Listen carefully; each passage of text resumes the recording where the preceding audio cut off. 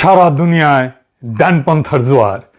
আমেরিকায় ট্রাম্প, ইউরোপে উগ্র জাতীয়তাবাদ, ভারতে হিন্দুত্ববাদ, মোদি ইসরায়েলে কট্টর ডান।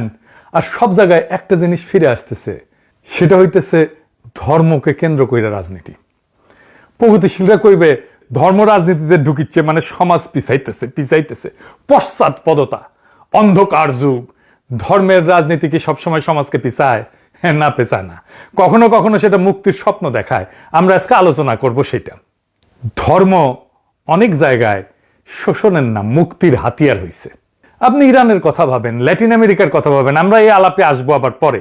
ইরান কিভাবে বিপুল শক্তি নিয়ে উঠে দাঁড়াইছে সেটা তো দেখছেন আপনারা কয়েকদিন আগেই। বাংলাদেশেও ধর্মবাদী রাজনৈতিক দল, ধর্ম ব্যাপকভাবে জনপ্রিয় হইতেছে। তরুণেরা দিনে ফিরতেছে, ইসলামী রাজনীতির শক্তি বাড়তেছে। হাসিনার পরাজয় সম্ভব হয়েছে কাদের জন্যে? ইসলামপন্থীদের জন্য। এই ক্রেডিট আমি দেই নাই। হাসিনা পলানোর আগে শেখ রেহানা দরজের ব্যাপারে ফোন দিছিল, ফোন দিয়া কইছিল ভাই সাহেব পলান। কাদের ভয়ে পালাইছে তারা? হাসিনা। তার মুখে শোনেন, শেখ রেহানার মুখে শোনেন। এডিটর সাহেব শোনান। এক সেকেন্ডও দেরি করেন না, কারণ শম্পার বাসায় গেছে, ফটো তুলছে এবং চারিদিকে মানে সাদা ঝোপা পড়া দাঁড়িয়ালা, এই আর কি। তো ইউ শুড লিভ, মানে যত তাড়াতাড়ি সম্ভব। আর আমি কনভিন্স করতেছি যে মানে যা যা আসে ওইটা করবো আর কি। এখানে একদম থাকা সেফ না। তাহলে ও কি বলবে? মার্শাল ল ডিক্লেয়ার করতেছে না সে? ওইগুলো এখন কাম দিয়েন না। You should leave immediately. Okay, শুনেছেন? মাথায় রেখেন, এটাই বাঙ্গু সেকুলারদের মাথা ব্যথা। প্রশ্ন হইতেছে দুনিয়া জুড়ে কেন এমন হইতেছে, বাংলাদেশেও কেন হইতেছে? আর পরের প্রশ্ন, সবচেয়ে জরুরি প্রশ্ন, বাংলাদেশের ধর্মবাদী দলগুলো কি সমাজের একটা প্রগতিশীল মুক্তিদায়ী রূপান্তর ঘটাইতে পারবে, নাকি সমাজকে পিছাইয়া দেবে? এই জায়গায় এসে বাংলাদেশের প্রধান দ্বন্দ্ব থমকায় দাঁড়াইছে। প্রধান দ্বন্দ্বের কথা মনে আছে? হ্যাঁ, মেলাবার আলাপ করছি গেলে। না থাকলে আবারও বলি, এটা ভালোভাবে না বুঝলে রাজনীতি কোন দিকে আগাইতেছে বুঝতে পারবো না আমরা। আসেন প্রধান দ্বন্দ্বটা বুঝে দেখি। একটা সমাজে নানা রকম দ্বন্দ্ব থাকে। একটা নদীতে যেমন নানা ধরনের স্রোত থাকে, একটা না অনেকগুলো স্রোত থাকে, ছোট বড় মাঝারি। তেমন সমাজও থাকে। যেমন আমাদের দেশে ধনী গরিবের একটা দ্বন্দ্ব আছে না? সেকুলার আর ধর্মবাদীদের একটা দ্বন্দ্ব আছে না? ইংরেজি জানাদের সাথে বাংলা মিডিয়ামের একটা দ্বন্দ্ব আছে না? শহর আর গ্রামের একটা দ্বন্দ্ব আছে না? হ্যাঁ, শহরের লোকেরা তো গ্রামের লোকদের তাচ্ছিল্য করে খ্যাত বলে না? তো এরকম অসংখ্য দ্বন্দ্ব পাবেন দেশে, কিন্তু এর মধ্যে একটা প্রধান দ্বন্দ্ব থাকে, সবচেয়ে বড় দ্বন্দ্ব। সেটা খুঁজে বের করতে হয় রাজনৈতিক কর্মীদেরকে। কোনটা প্রধান দ্বন্দ্ব? আপনি ইতিহাসে তাকান, দেখবেন যে ব্রিটিশ আমলে প্রধান দ্বন্দ্ব কি ছিল? ব্রিটিশদের সাথে আমাদের দ্বন্দ্ব না? হ্যাঁ, না, প্রধান দ্বন্দ্ব ছিল জমিদার আর প্রজার। অসংখ্য কৃষক বিদ্রোহ হয়েছে, এর ফলশ্রুতিতে পাকিস্তানের জন্ম হয়েছে। পাকিস্তান আমলে দ্বন্দ্ব ছিল বাঙালি অবাঙালিদের। হাসিনা আমলে বাংলাদেশে প্রধান দ্বন্দ্ব ছিল ভারতীয় আধিপত্যবাদের প্রত্যক্ষ সেবাদাসী ফ্যাসিস্ট হাসিনার সাথে বাংলাদেশের নাগরিকদের মুক্তির আকাঙ্ক্ষার দ্বন্দ্ব। হাসিনা নাই, এখন প্রধান দ্বন্দ্ব বাংলাদেশের ধর্মবাদী দলগুলো কি সমাজের একটা প্রগতিশীল রূপান্তর, মুক্তিদায়ী রূপান্তর ঘটাইতে পারবে, নাকি সমাজকে পিছায় দিবে? এটাই বাংলাদেশের এখন প্রধান দ্বন্দ্ব। এই প্রশ্নের জবাব খুঁজতে আমাদের কাজে লাগবে একজন দার্শনিকের। ওনার নাম কার্ল পোলানি। দর্শন শুনে ডরেন না, সেল চালাইয়া বুঝা যাইবেন। আসেন আল্লাহর নামে শুরু করি। 1944 সালে পোলানি একটা বই লিখেছিলেন, দ্য গ্রেট ট্রান্সফরমেশন। উনি একটা প্রশ্নের জবাব খুঁজেছিলেন, 20 শতকের গোড়ায় ইউরোপে এত সর্বনাশ, ফ্যাসিবাদ, যুদ্ধ, এর শিকড়টা কই? ইউরোপ ফ্যাসিবাদ দেখে ঘাবড়া গেছিল। এই আজদহা কেমনে পয়দা হইল? তারপরে শুরু হয়েছিল খোঁজ, দা সার্চ, অনেক কিছু বাইর হয়েছিল কারণ হিসাবে।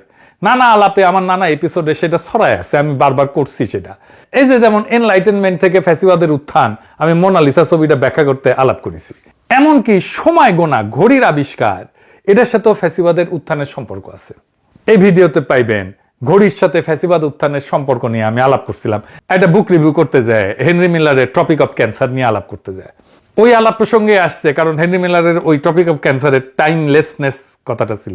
ওই টাইমলেসনেস বুঝাইতে যায় আমি এই ফ্যাসিবাদের সাথে ঘড়ির সম্পর্কটা আলাপ করছিলাম। তো পোলানি এই ফ্যাসিবাদের কারণটা খুঁজে পেয়েছিলেন অর্থনীতিতে, ইকোনমিতে।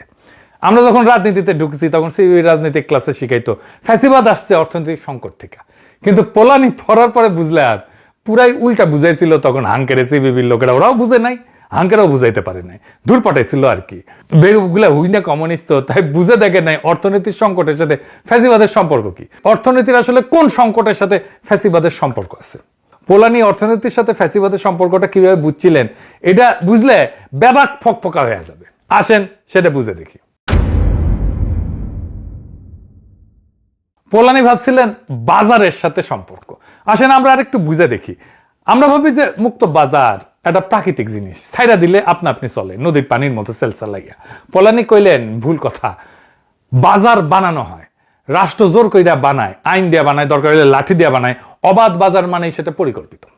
আর বাজার যখন সমাজে ঢোকে, সে তিনটা জিনিসকে পণ্য বানায়। তিনটা জিনিসকে মাথায় রাখেন, ভালো করে খেয়াল করেন, যে জিনিসগুলো আসলে পণ্য না, যেমন জমি, শ্রম আর টাকা। পোলানি কইলেন এই তিনটারে পুরাপুরি পণ্য বানাইলে সমাজ ভেঙে যায়।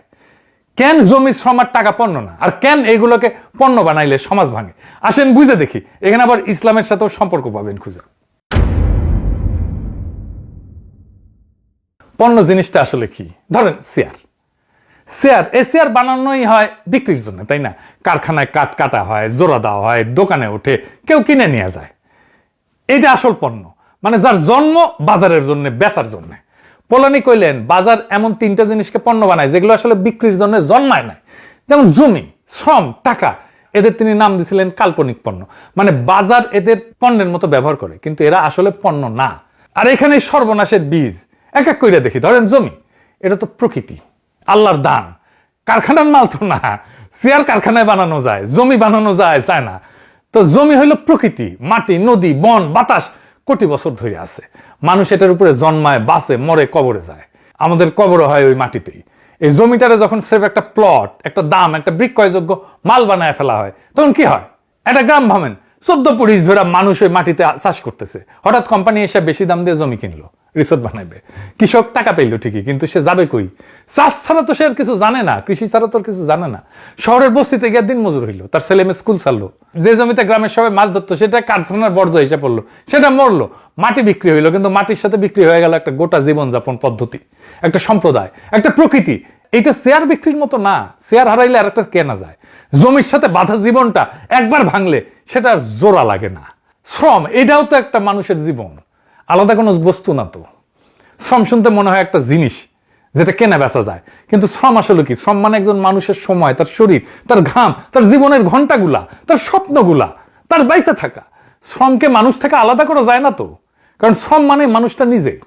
এখন যে বাজার শ্রমকে সেফ একটা খরচা ভাবে, একটা পণ্য ভাবে, যত এটার দাম কম হবে তত ভালো। তখন কি হয়?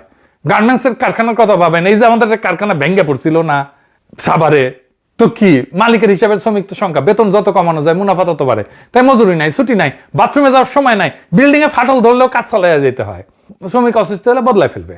লাইনার একজন দাঁড়ানো আছে, কিন্তু ওই শ্রমিক তো একটা সংখ্যা না, একটা মানুষ, তার মা আছে, সন্তান আছে, পরিবার আছে, স্বপ্ন আছে, একটা শরীর আছে। এই সব মিলায় মানুষটা। শ্রম ওই মানুষটার বাইচা থাকার প্রমাণ। শ্রমকে পুরোপুরি পণ্য বানানো মানে মানুষের জীবনটাকে পণ্য বানানো। আর মানুষ পণ্য হওয়ার জন্য তো জন্মায় নাই, জন্মাচ্ছে। আর টাকা, এটা তো সম্পর্কের বিশ্বাস। নিজে কোনো পণ্য না, নিজে কোনো মাল না, নিজে টাকা জিনিসটা কি? কাগজ তো, তাই না? কখনো ভাবছেন এটা কাগজের নোট, এর নিজের কোনো মূল্য আছে? আপনি টাকা খাইতে পারবেন, গায়ে দিতে পারবেন, তাহলে টাকার জোর কোথায়? টাকার জোর হইলো বিশ্বাসে। আমি বিশ্বাস করি কাগজটা দিয়ে কালকে চাল কিনতে পারবো, কারণ দোকানদারও একে বিশ্বাস করে যে সে ওই টাকাটা দিয়ে আরো অন্য কিছু কিনতে পারবে। টাকা আসলে মানুষের সম্পর্কের একটা মাধ্যম, মিডিয়াম, একটা সামাজিক প্রতিশ্রুতি। এখন এই টাকাকে যখন নিজে একটা পণ্য বানানো হয়, টাকা দিয়ে টাকা বানানোর খেলা, সুদ, এটা তো টাকাকে পণ্য বানায়, টাকা দিয়ে টাকা বানানোর খেলা, তাই না? তার টাকাকে পণ্য বানায় ফেলছে।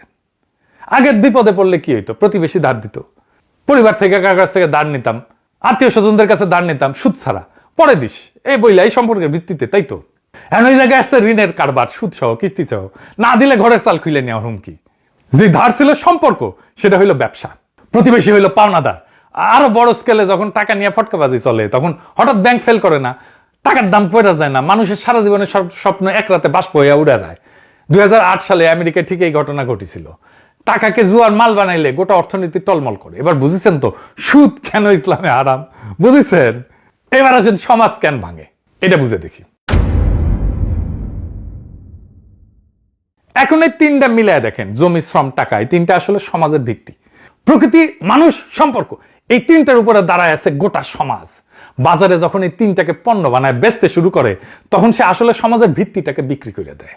প্রকৃতি ধ্বংস হয়, নদী মরে, বন উজাড় হয়, জলবায়ু বিগড়ে যায়, মানুষ ভাঙে, শরীর ক্ষয় হয়, পরিবার ভাঙে, মর্যাদা যায়, সম্পর্ক নষ্ট হয়, প্রতিবেশী হয় প্রতিযোগী, দায়িত্ব হয় লেনদেন, ভালোবাসা হয় হিসাব।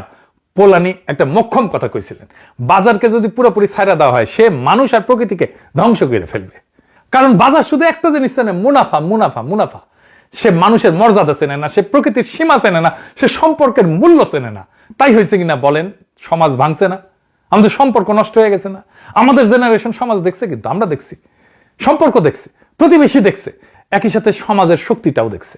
যখন সমাজ দেখে সে ভাঙতেছে নিজে, তার ভিত্তি বিক্রি হয়ে যাইতেছে, তখন সে মরিয়া হয়ে আত্মরক্ষা করে, পাল্টা আঘাত করে, ধাক্কা দেয়। কিন্তু আত্মরক্ষাটা দেখতে সবসময় একরকম হয় না।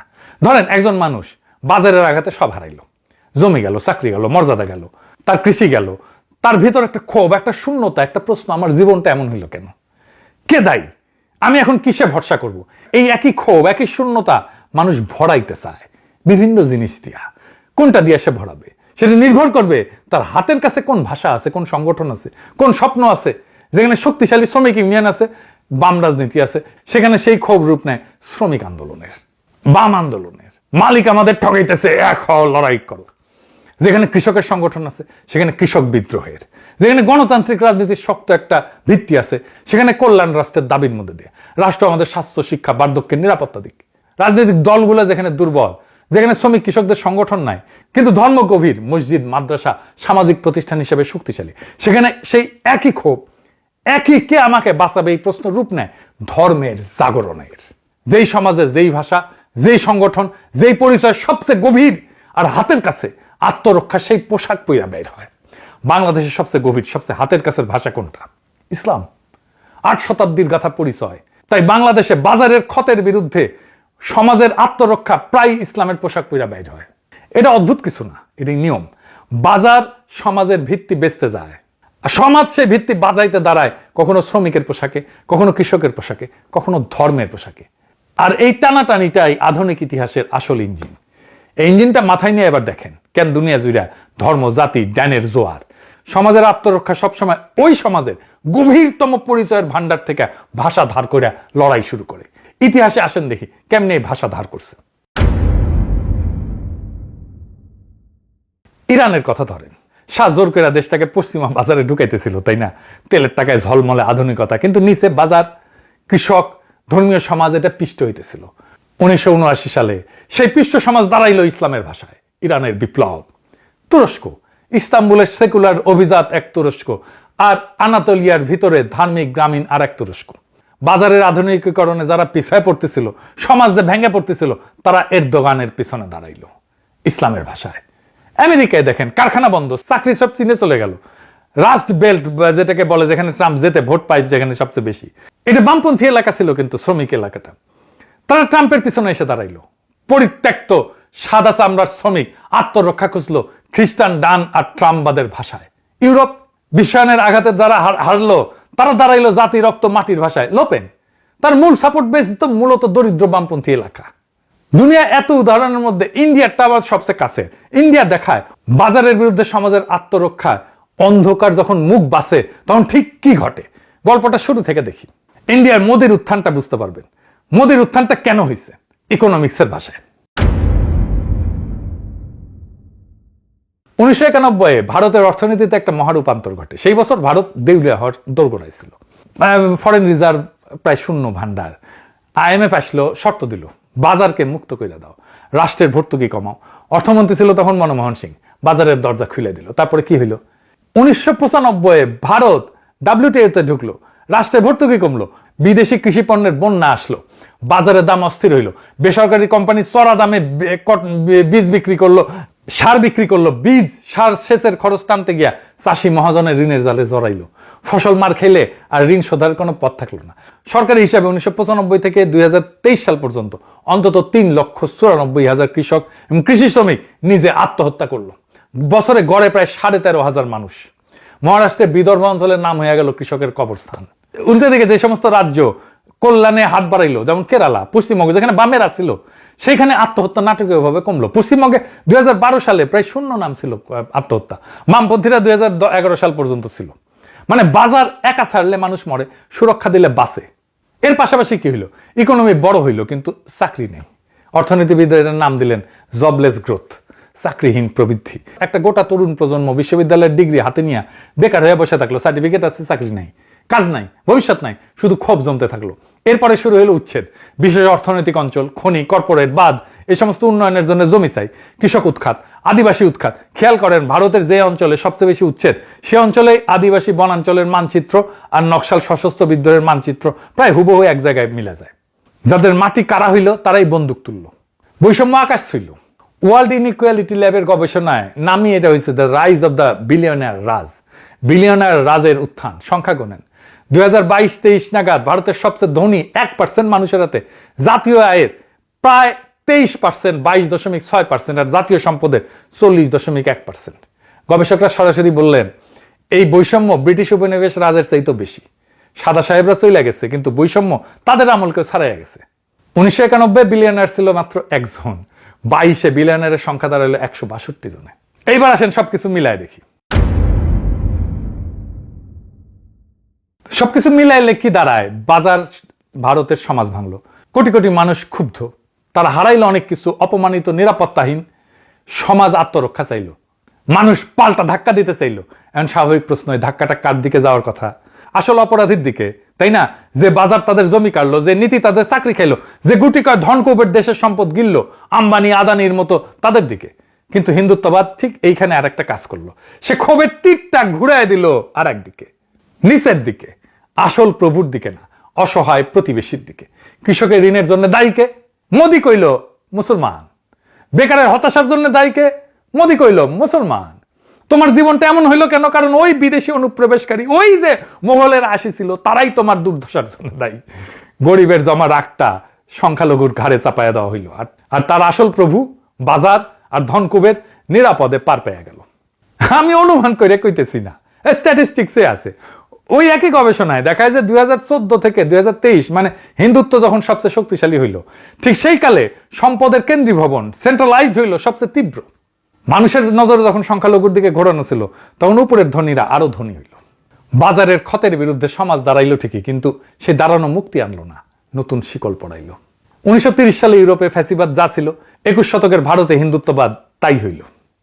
আবার দেখেন ল্যাটিন আমেরিকা, ল্যাটিন আমেরিকা ঠিক একই বাজারি শোষণ, কিন্তু এখানে আত্মরক্ষা দাঁড়াইল ক্যাথলিক লিবারেশন থিওলজির ভাষায়, গরিবের পক্ষে, স্বৈরশাসক আর পুঁজির বিরুদ্ধে। বলিভিয়ায় খনি আর পানি বেসরকারীকরণের বিরুদ্ধে আদিবাসীরা দাঁড়াইল পাসা মামা ধারিত্রী মাতার ভাষায়। এখন আমার ক্ষুদ্র ভ্রাতা আর ভগিনীরা কবে পাসা মামা আবার কি দাদা, আর আমার এডিটর কবে এপিসোড ছোট করেন দাদা। হ্যাঁ, অনেক কমেন্টে বলেন এপিসোড ছোট করেন, কেমনে করব বলেন, অনেক কিছু কইতে হয়তো। আসেন দেখি পাসা মামা কি। পাসা মামা হইল আন্দিজ পর্বত অঞ্চলের আদিবাসীদের কেচুয়া আর আইমারা জনগোষ্ঠীর একটা প্রাচীন দেবীর ধারণা। বলিভিয়া, পেরু, ইকুয়েডরের পাহাড়ি আদিবাসীরা হাজার হাজার বছর ধরে এই বিশ্বাস বহন করতেছে।